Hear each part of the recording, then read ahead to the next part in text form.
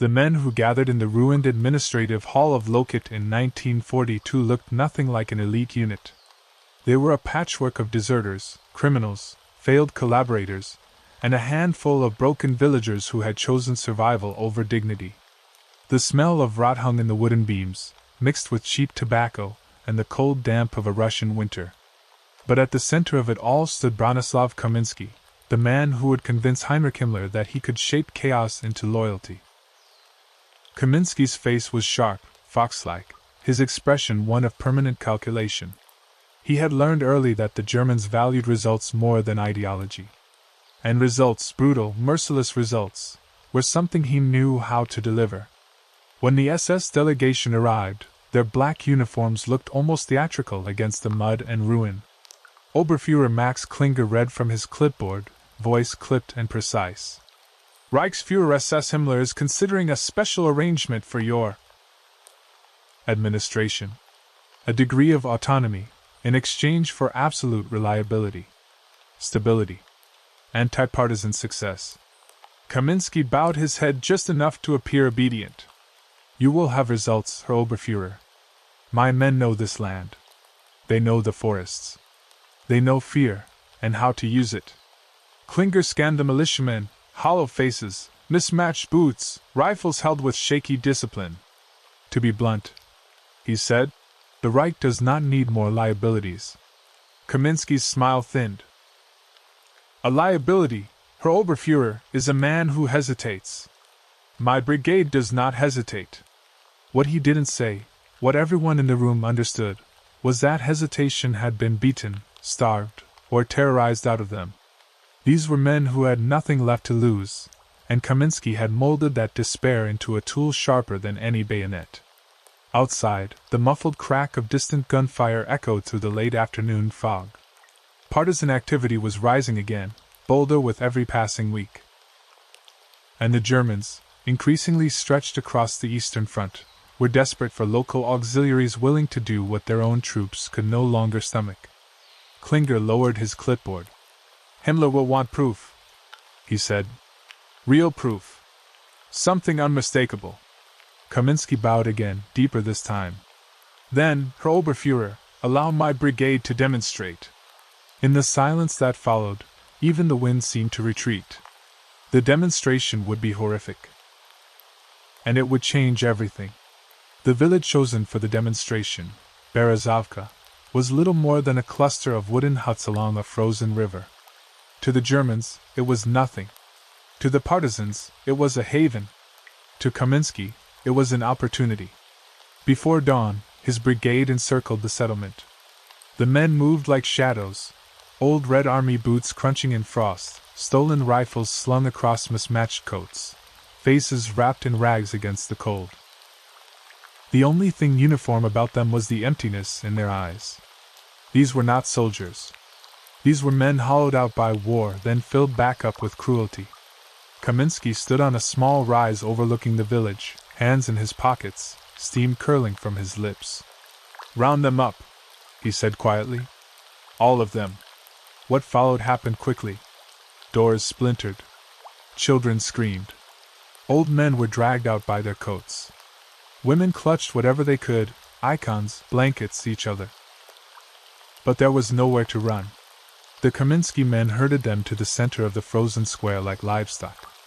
One of Kaminski's lieutenants, a gaunt man named Zorin, approached. We found weapons, hidden beneath floorboards. He held up a rusted pistol and a crate of ammunition. In truth, they might have belonged to partisans passing through, or to no one. It didn't matter. Kaminski nodded. Show it to the Germans. When Oberfuhrer Klinger arrived minutes later with 2 SS observers, their breath caught in the cold air as they surveyed the scene. Civilians shaking. Kaminski's men forming a loose ring around them. Smoke rising from houses already set alight. Klinger frowned. Kaminski, this seems excessive. These people. Kaminski cut him off.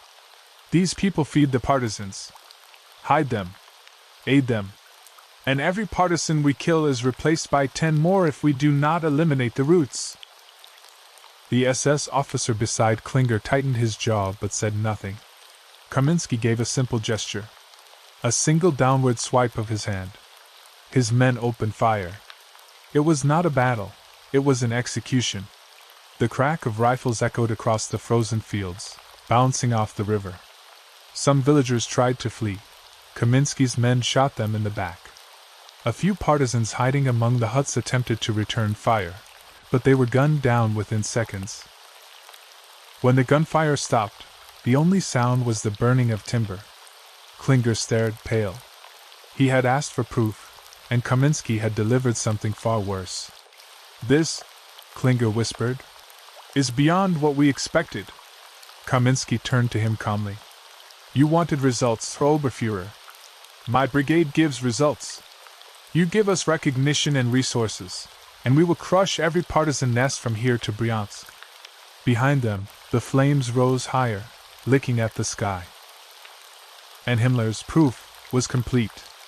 The report reached Himmler's desk faster than anyone expected. Klinger's typed summary was clinical, sterile, cold enough to hide the smell of burnt timber and the screams of Berezovka. But Kaminski's attached photographs told the truth. Rows of bodies in the snow. Charred beams where houses had stood. Kaminski himself, standing stiffly in a stolen Soviet greatcoat, as though posing for a grotesque portrait. Himmler studied the images with an unreadable expression. "A man who does not flinch," he murmured. "A man who does what is necessary." The Reichsfuhrer SS was already imagining possibilities, an autonomous anti-partisan enclave, a pocket of reliable Russians, who could rule a fraction of the occupied territory in the SS name.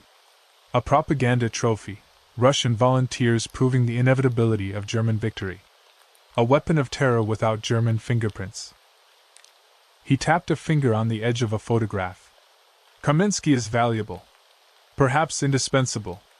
But not everyone agreed. Across the long conference table, SS Brigadefuhrer Kruger adjusted his spectacles. "Reichsfuhrer, Kaminski's men are criminals. Looters. Drunkards. They lack discipline. They act outside all legal guidelines." Himmler didn't look up. "They are not SS. They are a tool. And tools need not be beautiful." Another officer cleared his throat. "Their brutality may alienate the population further. It may strengthen support for the partisans." Himmler finally lifted his gaze, cold, reptilian, unmoved. "The population is already lost to us. Fear is the only language they understand." He closed the folder. "Kaminski will receive formal recognition. His brigade will be reorganized as an SS auxiliary formation under my command. Supply him with uniforms, weapons, and authority. Enough authority to terrify every village in that region." Kruger hesitated. "Reichsfuhrer, granting him SS status may imply legitimacy. These men are unsuitable." Himmler snapped the folder shut. "Legitimacy is irrelevant. Results are what matter. And Kaminski brings results." Across Russia, the winter winds howled past burned-out hamlets and abandoned fields. Somewhere in the snow-covered forests, partisans whispered the name Kaminski with hatred and dread. Stories spread of his brigade dragging villagers away, burning whole settlements, shooting hostages without trial. Stories too monstrous to be fabricated. Stories too common to ignore. Kaminski himself received the news in Lokot. When the SS courier handed him the document bearing Himmler's signature, he smiled, not with pride, but with triumph. "SS Brigadefuhrer Kaminski," he repeated slowly, savoring the false nobility granted to a man of violence. "Tell the Reichsfuhrer we will not disappoint him." Outside, his men celebrated by firing rifles into the night sky and breaking into the local storerooms. The flames of Berezovka still haunted the horizon, but for Kaminski, it was only the beginning. A monster had been unleashed. And Himmler believed he was the one holding the leash. He wasn't. Not for long. By early 1942, Kaminski had carved out what could only be described as a personal fiefdom. The Germans called it the Lokot Autonomous District, but locals had another name, Kaminski's Kingdom. A patchwork of villages, abandoned farms, and thin forests, territory the Wehrmacht didn't want to police, so they handed it to a man who confused power with permission. Kaminski ruled from a commandeered schoolhouse in the town center. The building's chalkboards still displayed half-erased arithmetic lessons. The desks were piled with requisition forms, interrogation reports, and half-empty bottles of vodka. The former engineer surrounded himself with bureaucrats, collaborators, and opportunists, anyone who could help him maintain control. They all owed their new status to him, and he ensured they didn't forget it. He instituted courts, but the verdicts were predetermined. He organized police, but they behaved like raiders. He created reform programs, which usually meant forced labor. Posters appeared on telephone poles praising Russian self-governance under German protection, while Kaminski's men dragged dissidents into basements for questioning. To the Germans, Kaminski's system was efficient. To the civilians, it was a nightmare with a bureaucratic face. One morning, SS liaison officer Otto Schramm rode into Lokot to inspect the brigade. His boots crunched over snow stained with ash from a burned house that Kaminski's men claimed had accidentally caught fire. Schramm doubted that, but he wasn't here to investigate. He was here to ensure productivity. Kaminski greeted him with the swagger of a man who believed himself indispensable. We've secured the roads, punished the village's aiding partisans, and tripled agricultural quotas, he boasted. Schramm's eyes drifted to a line of prisoners being marched across the square, gaunt, bruised, and shackled. Your methods, he said carefully, seem unorthodox. Kaminski shrugged. Unorthodox methods for an unorthodox enemy. Schramm made a note in his report. Kaminski is effective, but unpredictable. A diplomatic way of saying dangerous. Meanwhile, the partisans were watching, targeting, waiting. In the surrounding forests, Major Ivan Stepanovich Orlov, one of the most feared partisan leaders, studied a map lit by a single lantern. His scouts had returned with information. Kaminski's patrols were brutal but sloppy. They carried new German rifles but drank heavily. They raided villages without checking for ambushes. And above all, they left a trail of hatred wherever they went. Orlov tapped the map. He's uniting the region, he said. Not for the Germans, but against himself. Still, Kaminski believed fear was strength. He mistook terror for loyalty. And each passing week, the noose of resistance tightened, slowly, quietly, invisibly. For now, the Germans praised Kaminski. For now, his kingdom stood. But kingdoms built on ashes rarely last. Inside the command hut at Lokot, the air felt thick, cigarette smoke, wet wool, and the sour tension of men who understood they stood on a knife edge. Bronislav Kaminski paced like a caged dog, boots thudding on warped floorboards. A fresh communique from Orlov was crumpled in his fist. The Germans wanted more results, more discipline, more grain seizures. They always wanted more. His officers stood silently. They had seen Kaminski like this before. Jaw clenched, brows pulled tight, a storm gathering. Finally, he spat the order that would become one of the brigade's darkest habits. Burn the villages that refuse quotas. If they hide partisans, raise everything. No one protested. In the chaos of the Eastern Front, lines of command blurred into survival. The men knew what was expected of them, brutal efficiency. But even among them, seasoned, numb, and hardened, there were flickers of unease.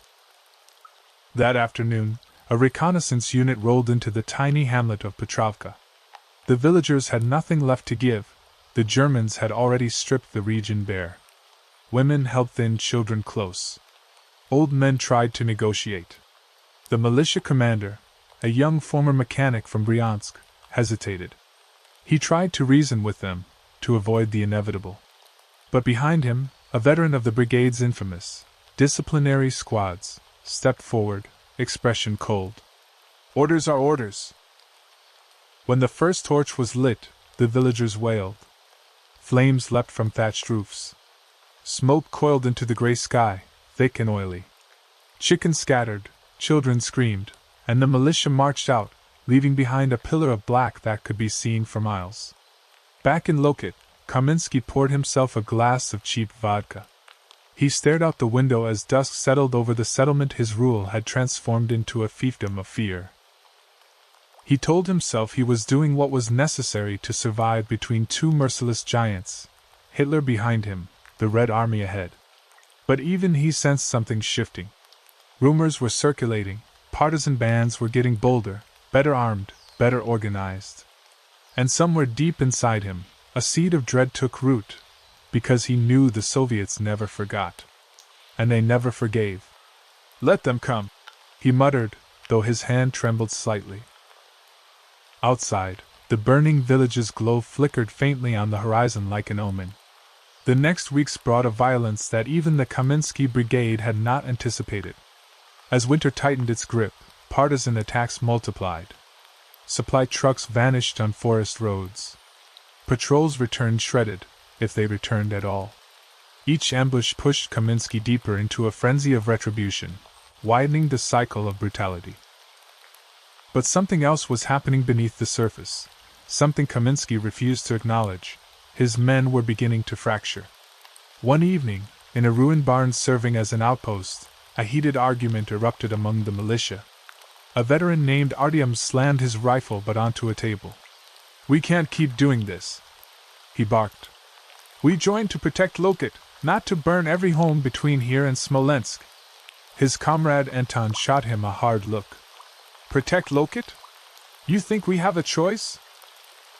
You defy Kaminski, they put you against the wall. You defy the Germans, they'll hang your whole family." Artyom paused, his jaw trembling. He knew Anton was right, but the weight of what they had become was suffocating him. Their supervisor entered abruptly. "Quiet. Orders from HQ.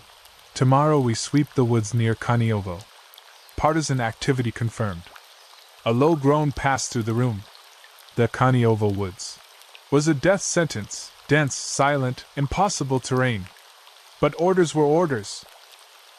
Meanwhile in Lokot, Kaminski was summoned to a meeting with SS Brigadefuhrer Kurt von Godberg, whose very presence turned men pale. Godberg arrived with polished boots and a thin smile, accompanied by officers who walked as though they owned every life in the room. "Your brigade's productivity is slipping," Godberg said in a tone that made the word feel like a threat. "Unfortunately for you, Berlin expects results, not excuses." Kaminski's stomach nodded. He bowed his head slightly. "We are fighting on two fronts, the partisans and the winter. But we will restore control." Godberg's smile didn't reach his eyes. "See that you do, or we will find someone who can." When the SS departed, Kaminski felt the cold tremor of fear coil through him. He had carved out a fragile pseudo-kingdom here in Lokot, his own laws, his own fief. But the Germans were reminding him that his power was borrowed. Temporary. Conditional. That night sleep eluded him. Every distant crackle of gunfire set his nerves on edge. Every rumor of Red Army movement crawled under his skin. Because he knew something the SS refused to admit aloud. The front was collapsing. The Soviets were coming. And when they arrived, there would be no mercy for collaborators. No negotiations. No second chances. Only reckoning. The sweep through the Kaniovo woods began before dawn, when the moon was still a pale coin above the branches. Frost clung to every limb, and each breath from the Kaminski men rose like smoke. They moved in a loose column, nerves taut, rifles shaking slightly from the cold. Artyom walked near the front, eyes scanning every shadow. He felt as if the forest itself was watching. Beside him, Anton muttered, "If they're here, they'll hit us before we see them." They didn't have to wait long. A single rifle crack split the silence. The man ahead of Artyom pitched forward, snow spraying red. Then machine gun fire erupted from 3 directions at once. Trees splintered. Men screamed. The brigade scattered instinctively, diving behind stumps and frozen roots. "Ambush!" Someone shouted, but the word was pointless. Everyone already knew. Red Army partisans moved like ghosts among the trees. Their fire was precise, economical. For every partisan Kaminski's men hit, 3 militia fell. The forest absorbed the battle into its icy stillness, swallowing sound and bodies alike. Artyom crawled behind a fallen pine, heart hammering. Anton grabbed his shoulder. Fall back. They've cut the line. But there was no line anymore, only chaos. A German liaison sergeant, attached to the brigade, tried to regroup the men. Stand and fight, he barked, pulling them by their collars. Form a defensive ring. He got as far as dragging one terrified militiaman before a partisan round tore through his throat. The officer collapsed in the snow, choking on his own blood. The sight broke something inside the brigade. The defensive ring dissolved instantly into a panicked retreat. Men dropped rifles, stumbled through trees, clawed at the ice as if the forest itself were closing around them. By noon, the Kaminski Brigade had been reduced to a limping, frostbitten handful. Artyom and Anton made it back to the rendezvous barn, exhausted beyond speech. Others trickled in, shivering, wounded, or hollow-eyed. When the final count was made, more than half the patrol was missing. Some dead, others captured. A few simply gone, swallowed by the trees. News of the disaster reached Lokot by evening. Kaminski reacted with volcanic fury, smashing bottles, screaming at officers, accusing the survivors of cowardice. But behind the rage, fear gnawed at him. If the partisans could destroy one of his patrols so completely, what else could they do? What would happen when the Red Army's frontline divisions, far more organized and better armed, reached the outskirts of Lokot? As he paced his headquarters, his boots echoing on the wooden floor, a dreadful realization dawned. His brigade wasn't a shield. It was a crumbling facade. And the war was coming to collect. The retreat back to Lokot did not feel like a march. It felt like a funeral procession that refused to admit it was one. The survivors trudged through mud and slush, boots soaked, rifles dragging at their sides. No one spoke. Even the usual grumbling, about rations, about cold, about Kaminski, had faded into a numb, heavy silence. Artyom felt as if a layer of frost had settled inside him.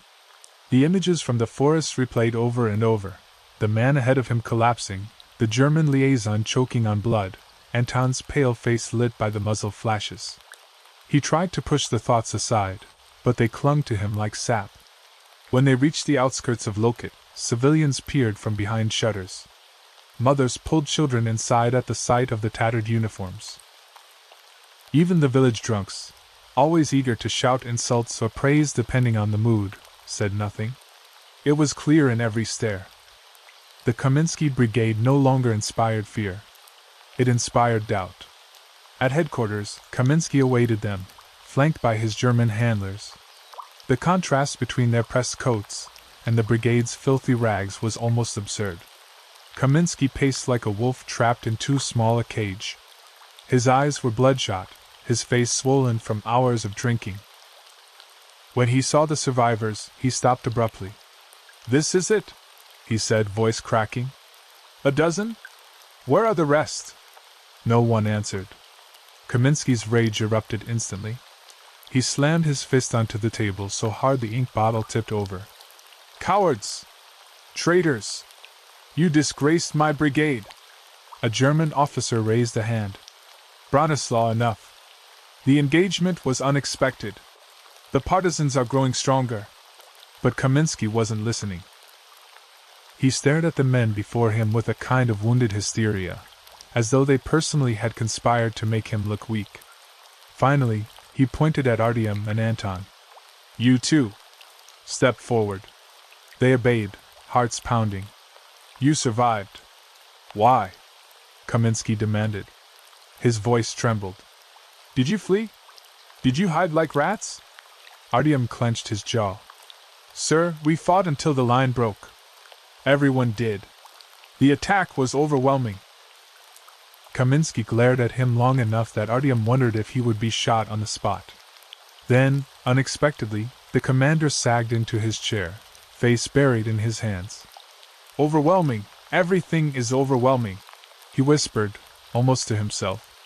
It was the closest any of them had ever seen Kaminski come to honest vulnerability. A moment later, he snapped back into his facade of authority.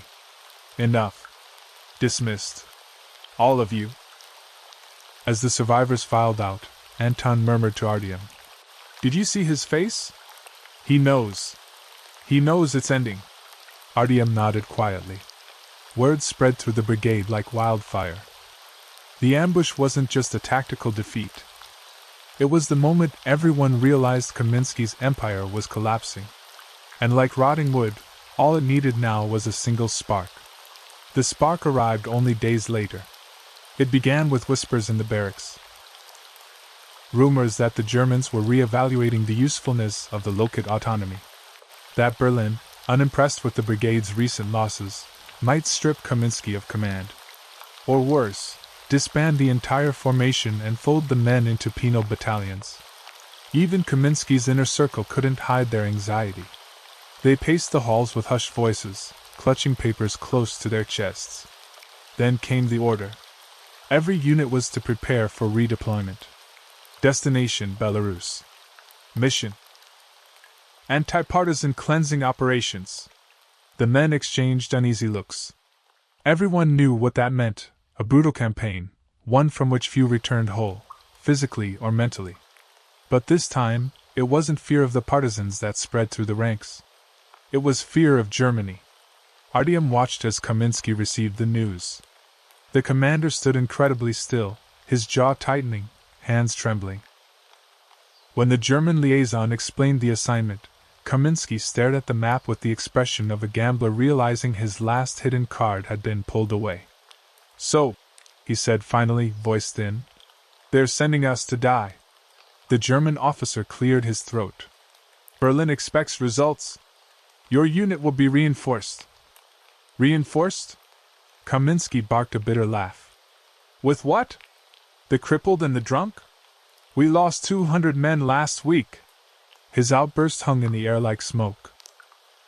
For the first time, the liaison didn't challenge him. That silence spoke louder than any reprimand. That night, Artyom couldn't sleep. Outside, the wind howled against the wooden walls of the barracks. Inside, men sat awake on their bunks, staring into nothing.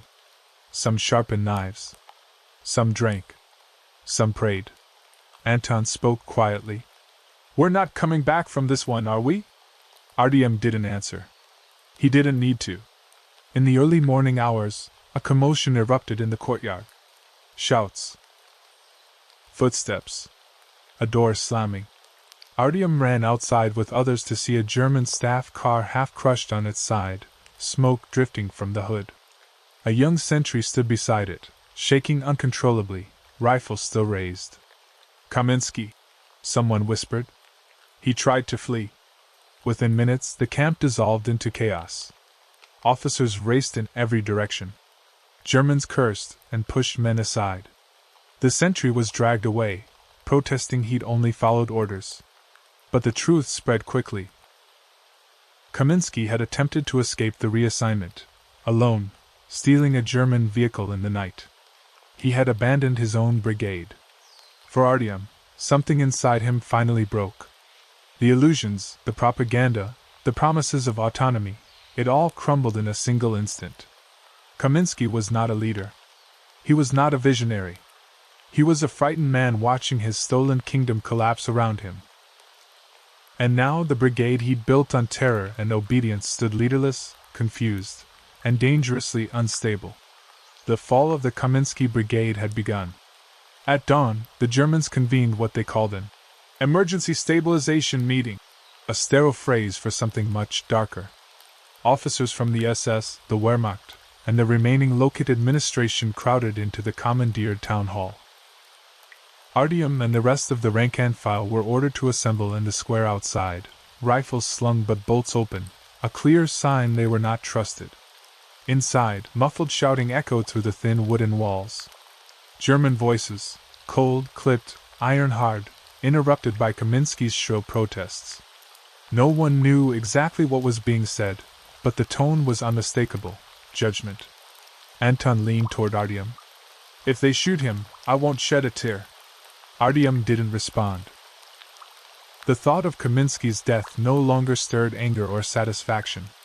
only a strange emptiness. The man who had once towered over the brigade, whose very presence could make hardened fighters tremble, was now reduced to a cornered animal pleading for scraps of survival. After nearly an hour, the doors swung open. 2 SS officers emerged, followed by Kaminski, pale, sweating, and barely upright. His uniform was buttoned wrong. His eyes darted across the crowd, searching for loyalty, comfort, anything. The men stared back with a mixture of contempt and indifference. An SS Sturmbannführer stepped forward, reading from a folded document. Effective immediately, Bronislav Kaminski is relieved of command for dereliction of duty, insubordination, and compromising operational integrity. The Lokot Autonomous Brigade will be reorganized under direct SS oversight. He snapped the paper shut. Kaminski blinked rapidly, as though trying to interpret words he no longer understood. Then, suddenly, he lunged forward. "This is my brigade," he shouted, voice cracking. "I built it. They follow me not." A rifle butt smashed into his stomach. Kaminski collapsed on the steps, gasping, clutching his side. The brigade didn't move. Not one man stepped forward to help him. That silence was more damning than any verdict. The SS officers dragged him to his feet and marched him away. He didn't resist. His shoulders sagged. His boots scraped across the wood like dead weight. Artyom watched until the door slammed behind him. The crowd dispersed in tense, uneasy threads. Anton whispered, "We're next, you know. All of us." He was right. Without Kaminski, they had no protector, no autonomy, no bargaining power.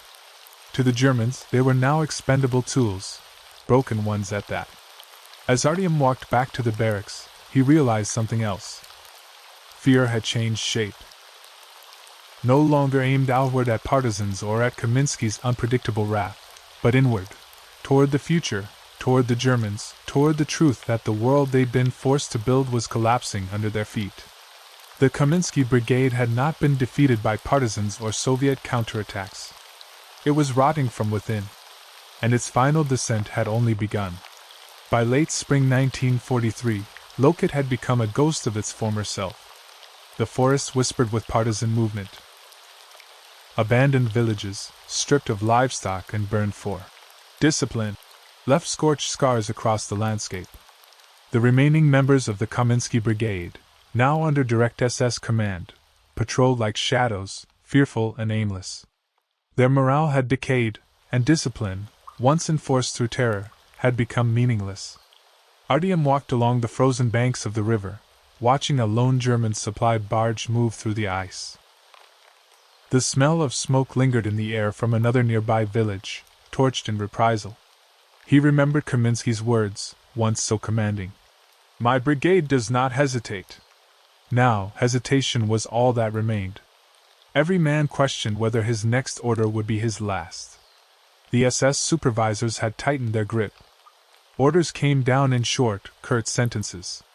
Raids had to be carried out with brutal efficiency. Yet, the men's hearts were no longer in it. Some soldiers deserted during the night, slipping silently into the forest.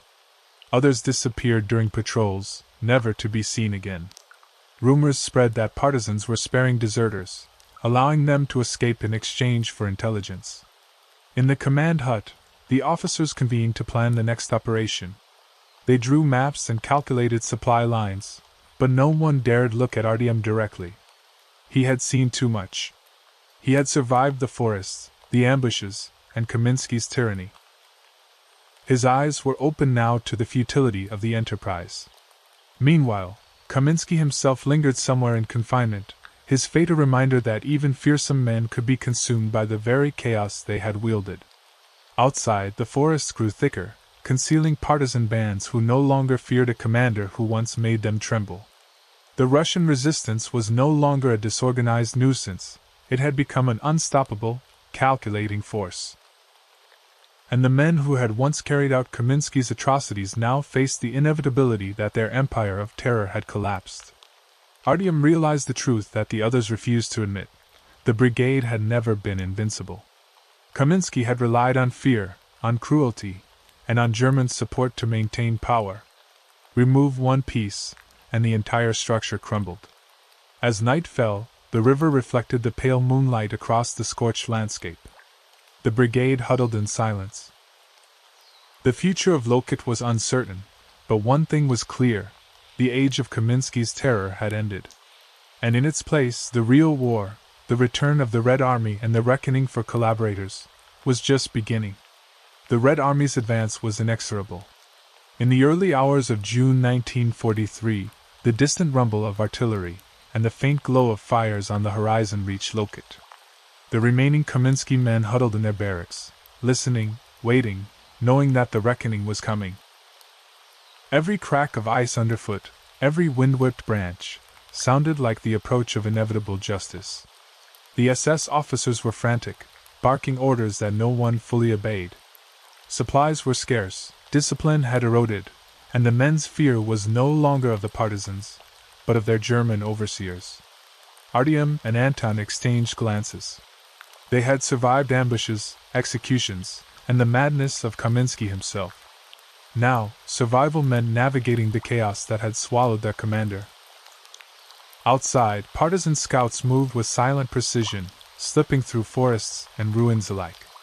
Villages that had once cowered under Kaminski's rule now waited for liberation. And the Red Army followed, a tide that the brigade could not withstand. When they finally arrived, the remaining men scattered, some fled into forests, some surrendered, and a few met their end in skirmishes that barely registered in the larger conflict. Lokot, once Kaminski's self-declared kingdom, lay in ruins. Houses burned or abandoned, crops destroyed, and the air still heavy with the scent of smoke and fear. The people who survived emerged cautiously, wary of the returning soldiers but eager to reclaim a life stolen from them. Artyom and Anton were among those who surrendered, hands raised, realizing that life now depended on the mercy of the Red Army, not on any false sense of autonomy Kaminski had granted them. Some months later, reports confirmed Kaminski's fate. Captured by German authorities after his failed escape attempt, he was executed for insubordination and incompetence. The brigade that had terrorized the Lokot district, once feared even by seasoned SS officers, ceased to exist. It had been a kingdom built on fear, and like all such kingdoms, it crumbled from within. For Artyom, Anton, and the survivors, the memory of the brigade would remain, haunting and inescapable. But the world was moving forward, and the partisans and Red Army pressed the Germans back across the frontier. Lokot, scarred and battered, would slowly begin to heal. The story of the Kaminski Brigade would survive only in whispers, reports, and photographs, proof of how quickly fear and cruelty can turn into self-destruction. It was a cautionary tale that tyranny, no matter how brutal or feared, is ultimately fragile. The empire of terror built by Himmler's Russian SS had collapsed, leaving only the shadow of its horrors for history to remember.